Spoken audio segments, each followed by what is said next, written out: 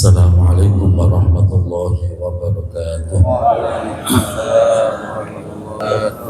Ila hadratin nabiyil mustafa sayyidina wa habibina wa maulana Muhammadin sallallahu alaihi wasallam wa ala alihi wa ashabihi wa azwajihi wa dhurriyyatihi wa ahli baitihi at-tahirin at-tayyibin.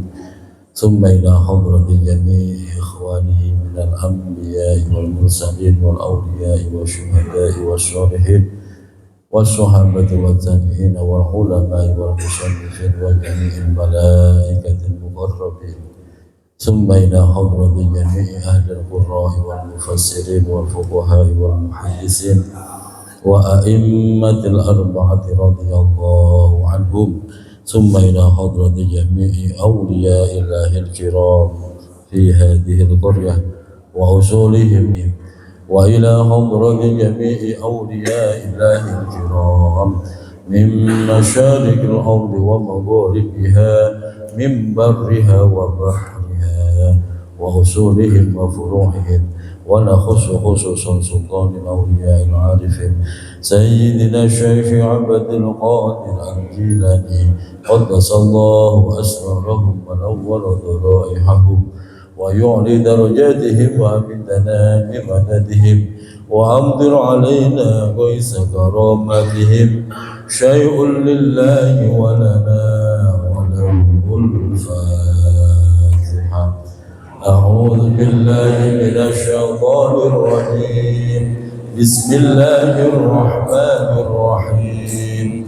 الحمد لله رب العالمين الرحمن الرحيم مالك يوم الدين إياك نعبد وإياك نستعين اهدنا الصراط المستقيم صراط الذين أنعمت عليهم غير المغضوب عليهم ولا الضالين.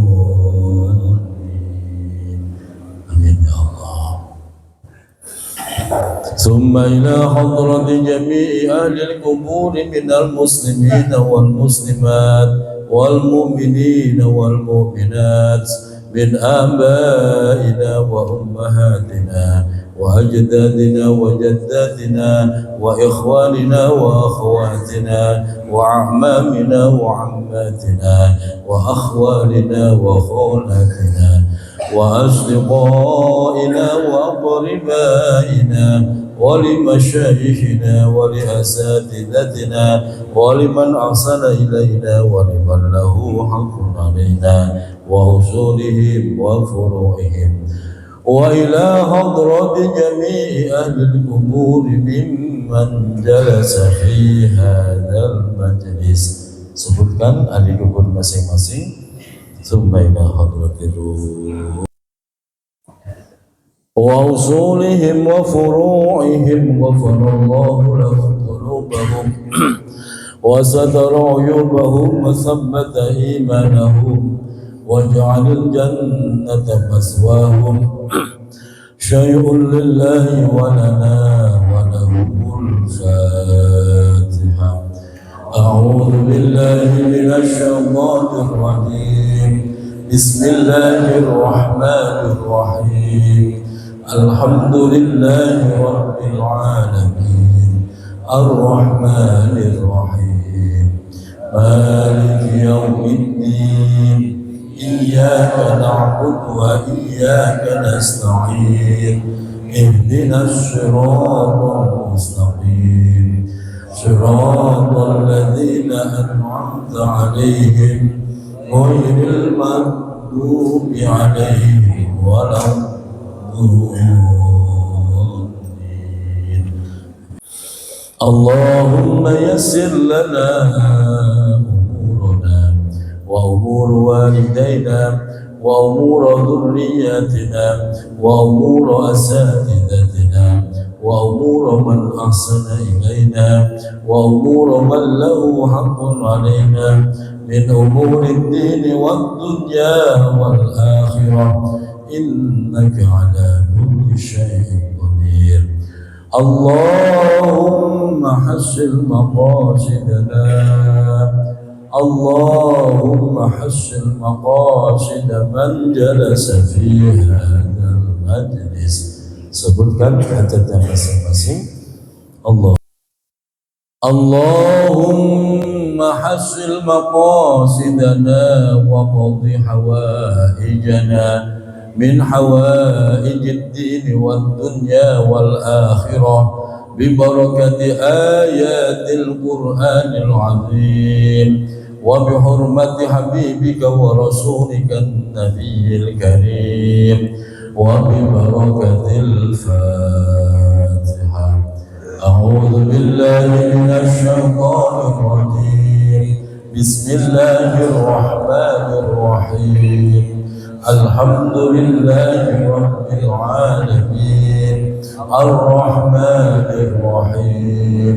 Maliki yaumiddin. Iyyaka na'budu wa iyyaka nasta'in. Ihdinas siratal mustaqim. Siratal ladzina an'amta 'alaihim ghairil maghdubi 'alaihim waladdallin. Amin amin ya rabbal alamin.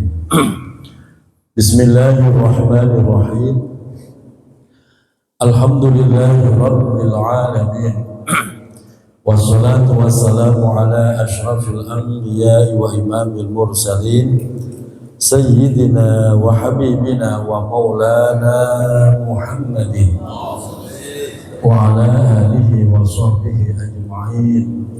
Hasbunallahu wa ni'mal wakil, ni'mal maula wa ni'mal nasir, wa la hawla wa la quwwata illa billahil aliyyil azim. Amma ba'd. Al-Mukarramun, seluruh pengurus DKM Masjid Jami Al-Barkah, Ketua DKM Ustaz Abdul Musin, Koordinator Majelis Ilmu Ustaz Kamaluddin, guru kita Bapak Ustaz Haji Suranta, Bapak Ustaz Kusnadi, Bapak Ustaz Abdul Somad, Bapak Ustaz Jufri, dan seluruh para asatidz lainnya, seluruh para pengurus DKM, baik dari Mushola Al-Furqan beserta jamaahnya, pengurus DKM Mushola Al-Makmur beserta jamaahnya, pengurus DKM dari Mushola Al-Ikhwan, dan yang teristimewa saudara kita yang dari jauh dari Ratu Jaya. Alhamdulillah subuh sudah ada di sini. Semoga kita semua tanpa terkecuali Allah sehatkan lahir batin kita, Allah tambah keberkahan hidup kita, Allah istiqomahkan kita di dalam kebaikan dan telah diwafatkan dalam keadaan husnul khotimah. Amin ya rabbal alamin. Bapak Ibu jamaah yang dirahmati Allah serta anak-anakku para santri semuanya, alhamdulillah wa syukurillah, pada kesempatan pagi hari ini, pagi yang cerah, pagi yang indah, pagi yang insya Allah penuh dengan berkah. Allah ringankan kaki kita, Allah lapangkan hati kita, bersama-sama duduk di salah satu taman surganya Allah, di rumahnya Allah. Sungguh masjid adalah tempat ternyaman di dunia, masjid adalah tempat terbaik di dunia, dan masjid adalah tempat di mana kita bisa menyampaikan segala doa, unek-unek dan permasalahan hidup kita. Semoga kita semua yang sedang sakit Allah berikan kesembuhan, yang sedang dalam kesulitan Allah berikan kemudahan, yang sedang dalam kesempitan Allah berikan kelapangan, dan seluruh hajat kita dijabah oleh Allah Subhanahu wa ta'ala. Bapak Ibu dirahmati Allah, mari kita kembali melanjutkan kajian Tasmi'an Al-Quran, masih pada surah Al-Ma'idah ayat 32. Surah Al-Ma'idah ayat 32, silahkan dibuka. Insya Allah ini tasmi'an terakhir kita di tahun 2024. Kita ini pertemuan terakhir di tahun 2024. Muhammad. Insya Allah ketemu lagi tahun depan. Semoga panjang umur sehat. Karena saya mau mudik, Bu. Saya mau mudik. Sudah ketemu, Pak? Yang belum ketemu dibantu. Ibu sudah ketemu? Al-Maidah ayat 32. A'udzu billahi minasy syaithanir rajim. Bismillahirrahmanirrahim.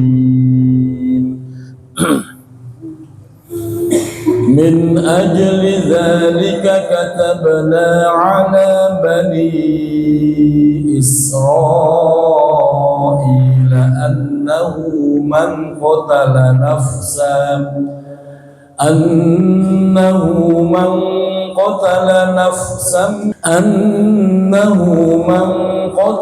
nafsan bighairi nafsin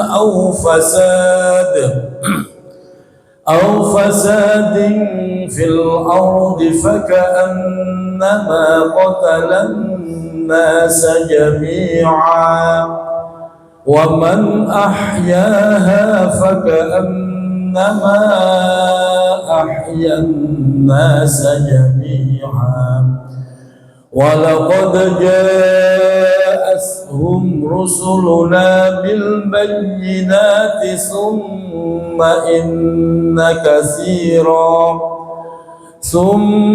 إن كثيرا منهم بعد ذلك في الأرض لمسرفون إنما جزاء الذين يحاربون الله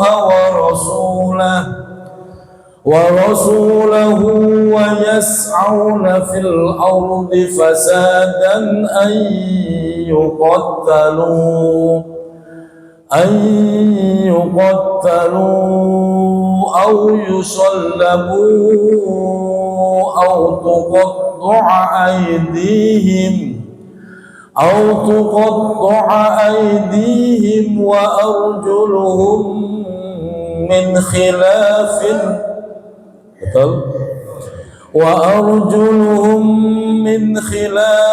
أو ينفوا من الأرض ذلك لهم خزي في الدنيا ولهم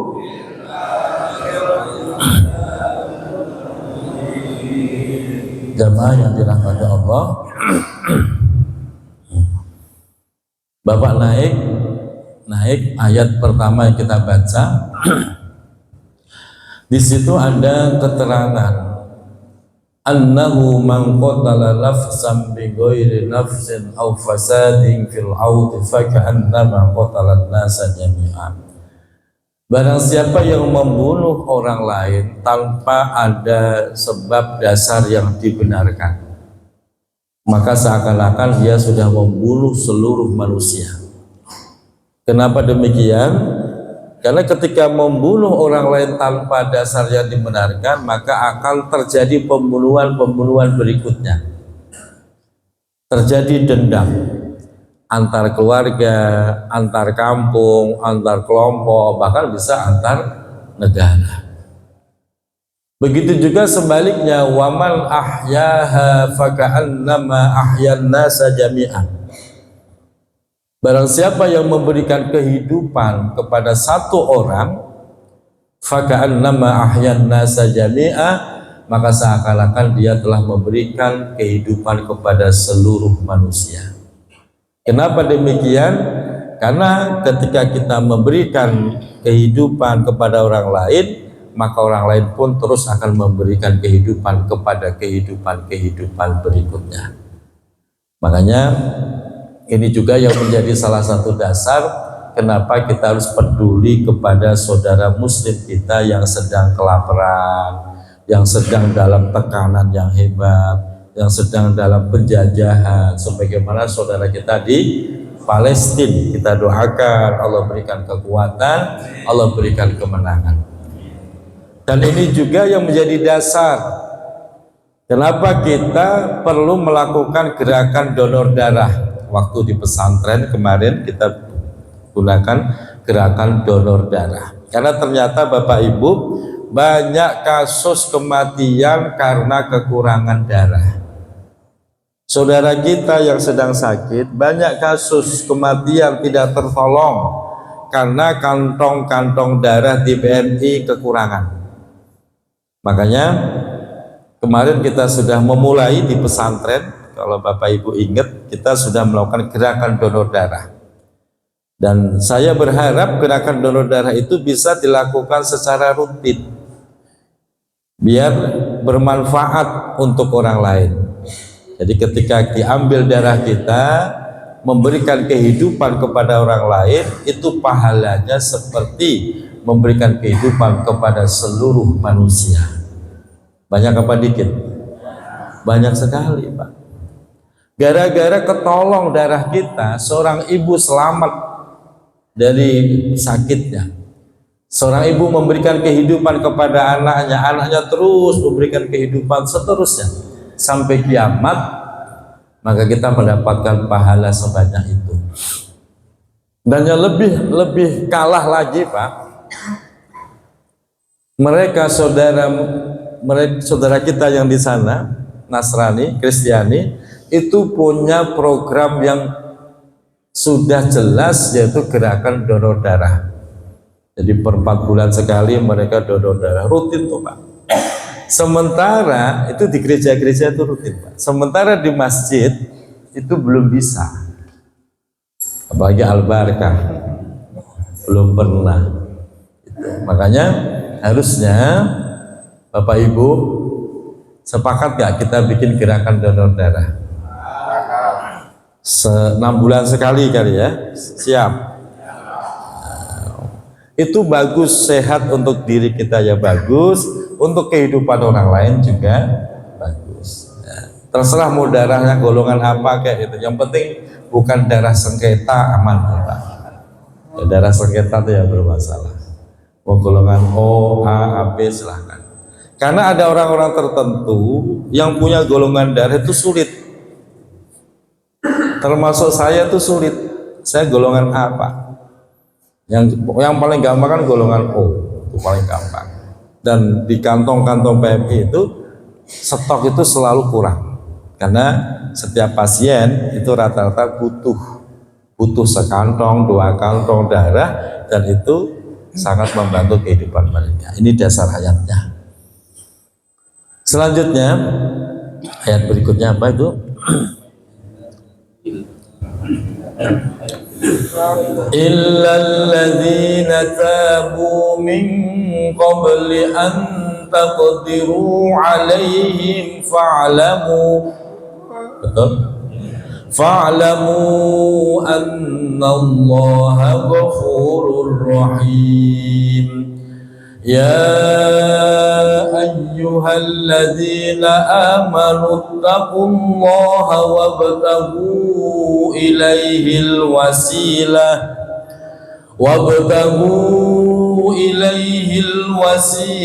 wajahidu fi sabilihi la'allakum innal ladzina kafaru law anna lahum ma fil ardi jami'an wa mislahu ma'ahu liyaftadu bihi min 'adzabi yaumil qiyamati ma tuqbila minhum wa lahum. Baik jamaah yang dirahmati Allah, ini sangat menarik sekali pada ayat. Ya Bapak naik lagi.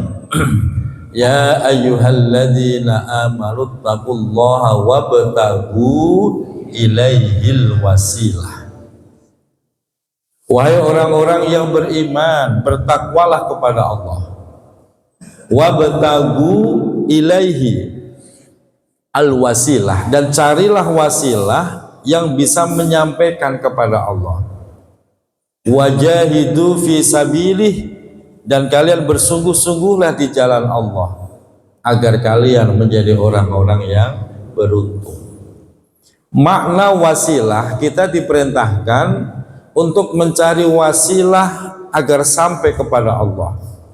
Di dalam dunia thariqah, wasilah itu siapa? Adalah al-mursyid, guru pembimbing yang akan menghantarkan seorang murid wusul sampai kepada Allah.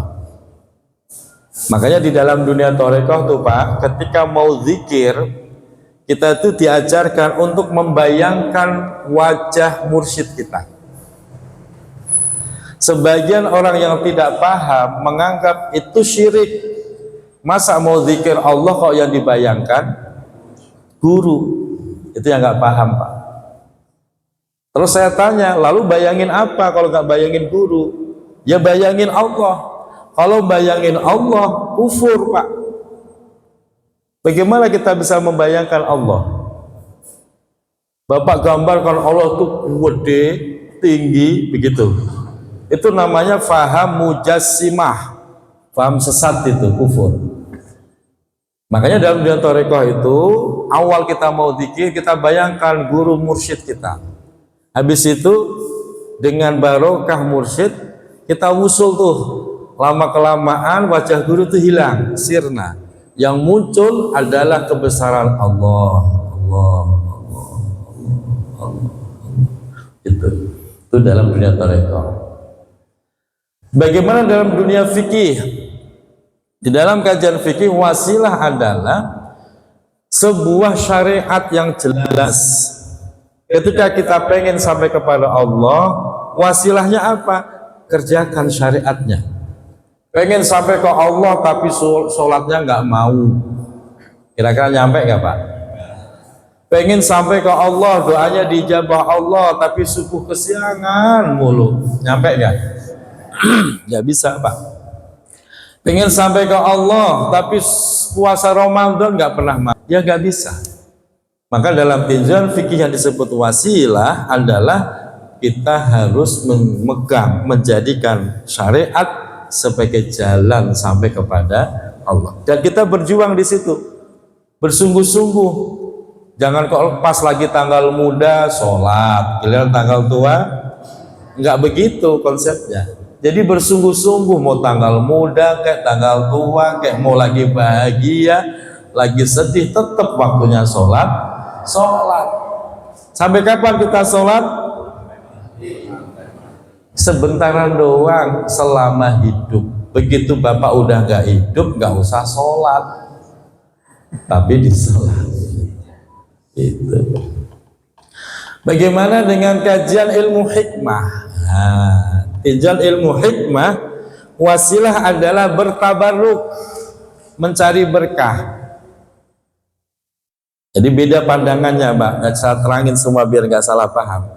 Karena di luar sana saudara kita sering nyalah-nyalahin kita. Wasilah dalam tinjauan ilmu hikmah itu bertabaruk, mencari berkah. Oh, di sana ada ulama hebat, kita silaturahim, kita minta doanya, kita cium tangannya. Itu bertabaruk namanya Pak. Udah sebulan nggak ketemu orang tua, kangen, rindu, kita datengin orang tua. Kita bawain kesenangannya, kita cium tangannya, kita minta doanya. Itu bertabaruk, itu namanya wasilah. Ada makam waliullah, kita berziarah, kita mendoakan, dan kita bertabaruk dengan waliullah. Itu bagian dari wasilah. Itu semua bisa menghantarkan kepada Allah Subhanahu wa Ta'ala. Yang nggak boleh itu Bapak bakar kemenyan, bakar kembang, bikin bekakak, ditaruh di bawah pohon gede. Nah, itu yang nggak boleh itu. Itu bukan wasilah, itu namanya apa namanya itu di sini? Nyuguh, ya, sesajen kalau itu namanya. Itu yang nggak boleh. Kalau habis tasmian, kita ngopi bareng, makan bareng, ngaji bareng, rokok bareng, itu apa namanya? Tabaruk juga wasilah. Jelas ya? Nah, jadi jangan salah paham. Wah itu musyrik, itu enggak lah. Di dasar ayatnya. Jadi cari wasilah. Dan seorang muslim harus punya guru. Laulal isnad mangkola wa makola. Seorang muslim harus punya guru yang menjadi cantolan dia sampai ke Allah. Sehingga disinilah ada istilah bahwa kalau ngaji punya sanad ilmu yang nyambung sampai kepada Rasul dan Allah. Kenapa? Karena sesungguhnya isnad, sanad ilmu itu bagian dari agama, Pak. Sanad ilmu itu bagian dari agama. Laulal isnad mangkola wa makola. Seandainya tidak ada sanad, orang akan sembarangan ngomong agama. Ngaji nggak pernah, mondok nggak pernah, udah bicara tentang agama apa baik diomongin. Kira-kira agama terjaga apa malah hancur, Pak? Ya hancur, nggak punya dasar dia ngomongnya. Makanya seorang muslim harus punya sambungan, cantolan, guru yang bisa nyampe kepada Rasulullah dan sampai kepada Allah Subhanahu wa ta'ala. Harus punya, Pak. Jangan belajar agama otodidak, nggak boleh tuh. Belajar agama otodidak, semua lewat YouTube gitu kan. Ditanya, siapa gurumu? YouTube. Putus tuh sanadnya. Putus. Makanya harus mau ngaji biar ilmunya nyambung. Ini dasarnya. Baik, sekarang kita lanjut. Bapak turun lagi ayat terakhir yang kita baca. Itu pernyataan yang sangat jelas. Innal ladzina kafaru law anna lahum ma fil ardi jami'an wa mislahu ma'ahu. Seandainya orang kafir memiliki kekayaan sebanyak bumi beserta isinya, wa mislahu 2 kali lipat, 3 kali lipat sebanyak bumi beserta isinya, liyaftadu bihi min adzabi yaumil qiyamah, untuk menebus panasnya siksa besok di hari kiamat, ma tuqbila minhum, itu semua tidak bisa menebus panasnya siksa di hari kiamat. Makanya kalau ada orang muslim kok nggak mau sholat, nggak mau ibadah, tanyain gajimu lo berapa. Gajimu itu bisa nggak nebus panasnya api neraka. Yang kaya menguasai dunia aja nggak bisa loh, apalagi cuman gaji berapa bisa? UMR nggak bisa. Gaji UMR bisa nggak buat booking surga, Pak? Bisa. Tapi kalau untuk nebus panas api neraka nggak bisa, Pak. Maka pastikan diri kita jangan gara-gara harta dunia terus melupakan kewajiban kepada Allah. Neraka nanti. Ancamannya ini, Pak. Walahum azabun alim. Kita lanjut ayat berikutnya. Yuriduna an yakhruju minan nari wa ma hum bi kharijina minha wa lahum azabun muqim. Was-sariqu was-sariqatu faqta'u aydiyahuma jazaa'an bima kasaba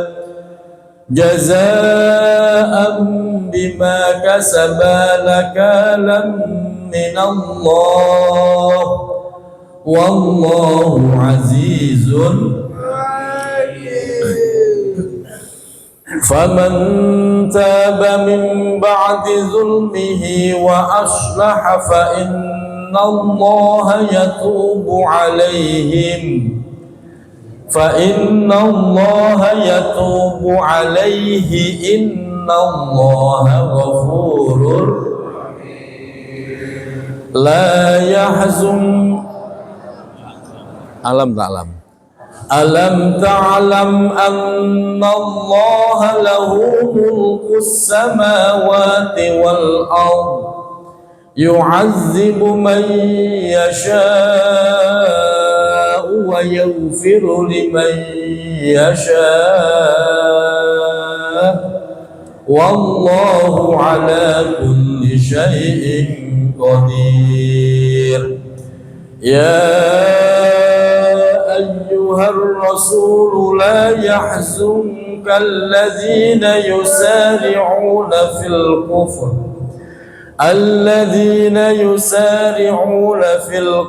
من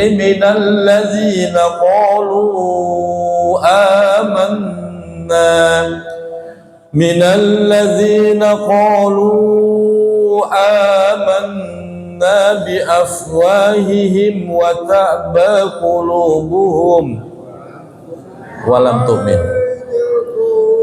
من الذين قالوا آمنا بأفواههم ولم تؤمن قلوبهم ومن الذين هادوا سماعون للكذب سماعون لقوم آخرين لم يأتوك يحرفون الكلم من بعد مواضعه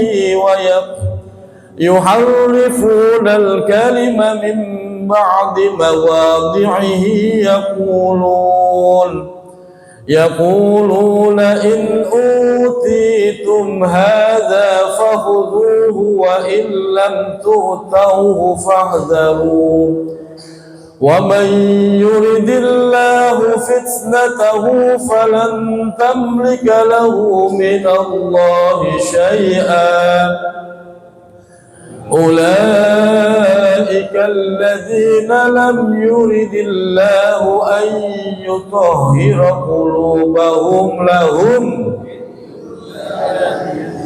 لهم في الدنيا خزي ولهم في الآخرة عذاب. Jamaah yang dirahmati Allah, Bapak naik 2 ayat paling atas dari atas, sebuah penegasan wasariku wasarikotu. Sudah ketemu? Inilah hukum Allah. Wasariku wasarikotu faqtahu aydiyahuma. Barang siapa yang mencuri, baik laki-laki maupun perempuan, yang didahulukan laki-laki, wasariku baru wasarikotu. Itu hukumnya kalau sudah sampai batas nisab, dia mencuri sudah sampai batas nisab, faqta'u aydiyahuma, itu tangannya harus dipotong. Batas nisab itu berapa? Ya kurang lebih mencurinya itu sudah kurang lebih 40 juta lebih, minimal 40 juta ke atas, itu sudah sampai batas nisab. Itu boleh dipotong tangannya. Tujuannya apa? Memberikan efek jerah. Memberikan efek jerah. Kalau cuma 2 bulan, kira-kira kapok nggak itu maling, Pak? Kapok nggak? Enggak, malah tambah pinter, Pak, di penjara, Pak. Betul itu. Maling masuk penjara bukannya tambah bodoh, malah tambah pinter apa? Pinter maling, Pak. Ini ketemu teman-teman yang lebih senior. Tapi kalau di bawah nisab, umpama maling ayam, nggak boleh dipotong tuh tangan. Maling motor berapa duit? Anggaplah 5 juta ya, belum boleh dipotong. Lah di Indonesia malah dibakar. Giliran yang koruptor dipiara, ya kan, aneh, Pak. Makanya kalau ditanya, wah hukum Islam kejam, justru hukum Islam itu memberikan kasih sayang. Dengan dipotong tangannya, dia tobat, gak bakal berani ulang lagi. Dengan dipotong tangan, memberikan pelajaran bagi orang-orang biar tidak ikut-ikutan maling, sehingga aman tuh, tentram. Makanya Bapak Ibu kalau pas lagi ke Makkah, Madinah atau lagi wisata tur, ibu mungkin akan melihat orang dengan tangan buntung. Itu bukan kecelakaan, Pak. Itu mereka kena kisos. Mereka pernah mencuri, dipotong, dibiarkan. Akhirnya ya biasanya suka ngemis, Pak. Itu bukan kecelakaan, itu mereka rata-rata kasus pernah mencuri terus dipotong tangannya. Itu kalau di sana. Apakah ini berlaku umum? Berlaku umum. Sampai Rasulullah mengatakan, seandainya putriku Fatimah mencuri, pasti aku akan potong tangannya. Karena mencuri itu, Pak, itu akan bikin ketagihan. Ini orang mencuri sekali, selamat. Kira-kira besok mencuri lagi nggak, Pak? Yang lebih hebat lagi, loh, pencuri juga baca doa loh, Pak. Makanya kalau ada saudara muslim rumahnya kok dimasukin pencuri, berarti kalah doa dengan maling. Maling doa nggak, Pak? Apa doanya? Semoga selamat, kan gitu. Ternyata selamat, ngobok-ngobok rumah kita habis dikuras, berarti kita kalah doa dengan. Makanya kalau mau tidur tuh doa gitu loh, Pak. Mau tidur tuh tiktokan mulu sih ya. Baca doa biar nggak kalah doa dengan maling. Itu dasarnya. Dan yang luar biasa dalam kajian tafsir, Pak, lempengan di ayat menerangkan tentang mencuri, Allah mendahulukan wasariku muzakkar, kalimat muzakkar golongan laki-laki, wasarikotu dan golongan perempuan. Tapi giliran ayat yang menerangkan zina, kalimatnya beda. Kalimatnya beda. Di dalam kalimat menerangkan zina, az-zaniyatu waz-zani. Az-zaniyatu berarti mendahulukan perempuan. Waz-zani baru laki-laki. Apa bedanya? Dalam kajian tafsir itu memang punya makna tersendiri. Urusan nyolong laki-laki biasanya duluan, baru istrinya ikut-ikutan. Betul. Tapi urusan zaniyah, perzinaan, hampir semua praktek prostitusi pelakunya adalah perempuan. Walaupun sekarang ada juga laki-laki, Pak. Ya, namanya gigolo. Itu. Nah, ternyata betul itu. Makanya Al-Quran ketika menyusun sebuah bahasa ternyata punya makna yang memang luar biasa. Makanya pada laki-laki jangan nyolong. Pernah nyolong nggak, Pak? Jangan nyolong. Saya jujur, saya dulu suka nyolong buah saya. Bersih rambutan, nyolong rambutan, semangat nyolong. Dulu insya Allah udah diampuni lah. Sekarang jangan ya. Kita lanjut ke ayat berikutnya. Samma'una lil kadhibi akkaluna lis-suhat fa in ja'uka fahkum bainahum aw a'rid anhum wa in tu'rid anhum falan yadurruka syai'an wa in hakamta fahkum bainahum bil qist innallaha yuhibbul muqsitin. Sebelum kita lanjut, tujuan tajwidnya, Pak, cara wakofnya bil qist. Pakai top, kol-kolahnya nggak boleh hilang. Bil qist. Jadi jangan dibaca bil qist. Jangan. Saya ulang, Bapak Ibu simak cara wakofnya. Wa in hakamta fahkum bainahum bil qist. Bil qist. Gitu ya. Saya ulang lagi. Wa in hakamta fahkum bainahum bil qist. Ayo bareng, wa in hakamta. Wa in hakamta fahkum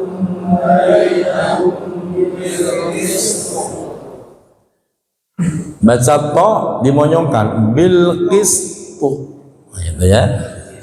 Bukan begini bil qistu, nah, bukan te bil qistu. Jadi to makhrajnya to dimonyongkan, bibir kita harus begitu. Bil qistu dimonyongkan. Jangan bil qistu. Nah, salah itu. Sekali lagi wa in hakamta bareng. Wa in hakamta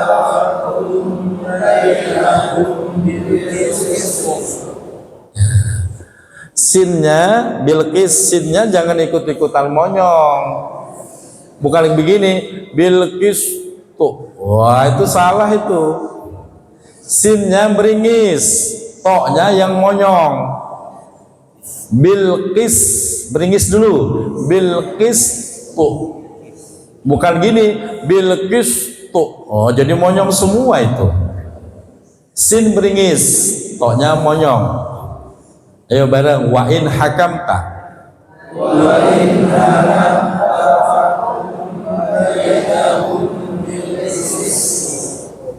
saya sebenarnya ya enggak ngamatin bibir bapak ya enggak saya. Kalau belajar Quran harus begitu. Nah, ini pentingnya belajar Quran. Biar benar makhrajnya. Ya bareng innallaha, lanjutannya innallaha yuhibbul muhsinin. Nah, baik. Baik, kita lanjut. Wa kaifa yuhaqqimunaka wa 'indahumut tawratu fiha hudaw wa nur. Fiha hukmullahi betul gitu? Fiha hukmullahi thumma yatawallawna min ba'di dzalik wa ma ulaika bil mu'minin. Inna أنزلنا التوراة فيها هدى ونور يحكم بها النبيون الذين أسلموا للذين هادوا والربانيون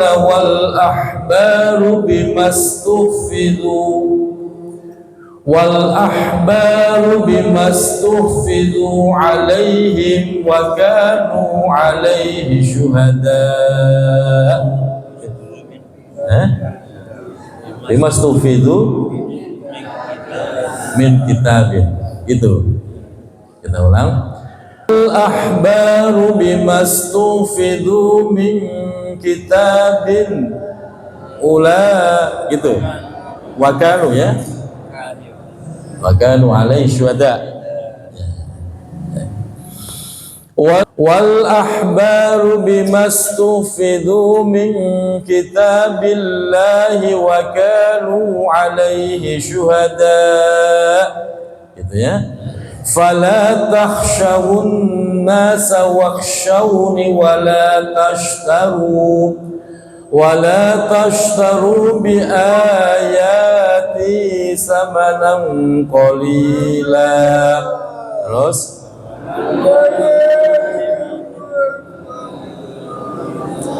wa man lam yahkum bima anzalallahu fa ulaika humul wa katabna alaihim fiha annan nafsa bin nafsi wal ayna bil ayn wal ayna bil ayni wal anfa bil anfi wal udhuna bil udhun bil udhuni was sinna bis sinni wal juruha qisas faman tasaddaqa bihi fahuwa kaffaratul lah Wa man lam yahkum bima anzalallahu fa ulaika humul jamaah yang dirahmati Allah. Wa katabna alaihim fiha, wa katabna, dan kami telah mewajibkan, menetapkan, alaihim, kepada mereka semua, fiha, yaitu hukum Taurat dan Injil. Hukum Taurat dan Injil, apa ketetapannya? Yaitu adanya perlakuan melakukan kisos, dan ini juga berlaku di dalam kitab Al-Quran. Kisos itu apa? Balasan sesuai dengan kesalahannya. Annan nafsa bin nafsi, yang pertama, ketika orang itu membunuh tanpa alasan yang dibenarkan, maka orang itu berhak untuk dibunuh. Yang bunuh siapa nantinya? Yaitu qadhi. Qadhi adalah penghulu atau pejabat pemerintahan yang sudah punya otoritas. Jadi bukan kok kita yang rame-rame bunuh, itu bukan. Bukan kita, wah ini saudara saya dibunuh terus kita bunuh dia. Bukan begitu. Ada proses hukum secara Islam, dan nanti yang berhak membunuh, membalaskan pembunuhan adalah pejabat yang sudah punya otoritas. Jadi nafs, jiwa dibalas dengan jiwa. Yang kedua, wal aina bil aini, mata dibalas dengan mata. Kok ada orang melukai mata orang lain sampai buta, maka dia berhak untuk dibutakan. Wal anfa bil anfi, hidung dibalas dengan hidung. Motong hidung orang, maka orang dia berhak dipotong hidung. Yang motong siapa? Ya penghulu, Pak. Jangan terus kita rame-rame yuk kita iris gantian gitu ya. Kita nggak punya hak itu. Wal udhuna bil udhuni, kuping dibalas dengan kuping. Oh, pada orang iseng motong kuping orang hobinya, dia juga berhak dipotong kupingnya. Wasinna bisinni, gigi dibalas dengan gigi.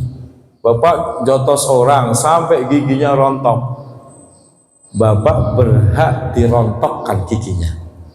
Nah, ini namanya hukum kisos. Dan ini kalau orang yang nggak paham, wah kejam Islam, nggak kejam. Justru dengan begitu orang kehidupannya itu terpelihara. Jadi nggak semua orang gampang dikit-dikit jotos, dikit-dikit bunuh, nggak begitu akhirnya. Sehingga kita terpelihara. Karena ketika orang mau bunuh, dia mikir dua kali mikir atau 1000 kali mikir. Karena kalau gua bunuh, gua dibunuh. Nah, akhirnya nggak jadi bunuh. Jangan dikit-dikit tampar sampai gigi pada rontok, nggak gampang begitu. Nah, inilah hukum Allah sehingga kehidupan manusia lebih terpelihara. Tapi kalau nggak pakai hukum itu, biasanya orang gampangin. Habis nampar istrinya, rontok tuh gigi istri. Cuman dengan kata maafin ya, udah selesai. Itu akhirnya satu saat bisa terulang kembali tuh. Satu saat suaminya nampar lagi. Makanya hukum Islam itu tetap jauh lebih baik. Bagaimana dengan hukum di Indonesia? Ya, hukum di Indonesia itu sah secara hukum dunia, itu sah. Cuman besok di akhirat tetap ada hukum Allah. Ini umpamanya ada orang bunuh, terus hukum Indonesia hanya di penjara berapa tahun? 20 tahun, ya. Habis itu bebas. Apakah berarti dia bebas dari hukuman Allah? Belum bebas.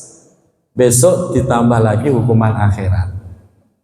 Kenapa? Karena baru di penjara. Padahal hukum Allah kalau bunuh harusnya dibunuh. Nah, ini cuma penjara 20 tahun. Orang seperti ini masih punya hutang siksaan besok di akhirat. Jadi jangan dipikir, wah saya udah bebas, gak punya dosa, udah di penjara 20 tahun. Belum. Kalau dosa mah belum. Itu taubat, benar-benar taubat, ya semoga dosa yang di akhirat diampuni. Kalau nggak taubat ya tetap di dunianya di penjara, di akhiratnya tetap disiksa begitu. Nah, kira-kira Bapak pengen dihukum dengan cara Allah atau cara manusia? Giliran begini cara manusia aja lah. Kayaknya kok dibunuh kok serem gitu kan. Ya sudah, nggak apa-apa, tapi nanti di akhirat tambah lagi hukumannya. Nah, itu cara menerangkannya seperti itu. Baik jamaah dirahmati Allah, jam berapa sih? Nggak ada jam ini. 551. Ya, cukup lah ya. Cukup, ini masalah-masalah hukum, jadi kita sengaja saya terangkan lebih banyak karena banyak problem di masyarakat, ini jadi pembahasan. Baik jamaah yang dirahmati Allah, sebelum kita makan sarapan nasi lengko, ya Mas Ismail ya, nasi lengko khas Indramayu. Nah, jadi Bapak jangan bubar dulu lah, kita sarapan nasi lengko, baunya udah kecium sampai sini ya. Kita tutup bareng-bareng. Shadaqallahul azim. Allahumma Qur'an waj'alhu lana wa nuran wa hudan wa rahmah. Allahumma dzakirna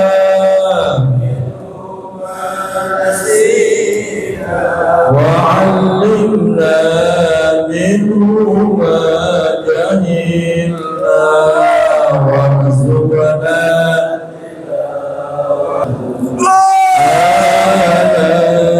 al-layli wa atrafan nahar lana ya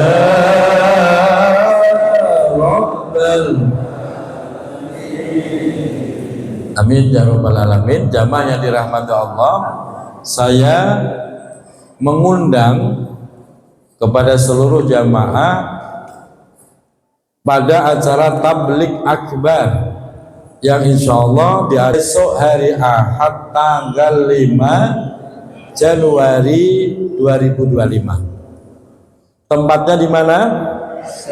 Di Setu Asih. Kita acara mulai jam berapa? Jam 6 teng kita mulai, insya Allah selesai jam 10 teng. Jadi saya harap semua bisa hadir, gak usah pakai alasan wah arisan. Arisan bisa setelah acara ngaji jam 10 baru datang arisan. Mohon doanya semoga acara berjalan lancar, cuaca bagus, tidak hujan, dan kita anggarkan untuk persiapan konsumsi 500 orang. Jadi nanti setiap jamaah datang mendapatkan Al-Quran 1 juz untuk dibaca Pak ya, bukan dibawa pulang. Al-Quran 1 juz, air mineral botol, teh hangat, dan singkong urap. Tetap saya sarankan Bapak Ibu sarapan dari rumah karena ini pengajian bukan hajatan. Jadi kita nggak nyiapin makanan. Mohon doanya. Yang kedua, kalau mau infak boleh. Bawanya di rumah ada ubi, bawa ubi boleh. Ada uli, bawa. Ada apa? Ya apa aja lah kalau pengen infak bawa ke Setu. Kita makan bareng, doa bareng, semoga dijabah oleh Allah Subhanahu wa Ta'ala. Demikian, mohon maaf lahir batin. Assalamualaikum warahmatullahi wabarakatuh.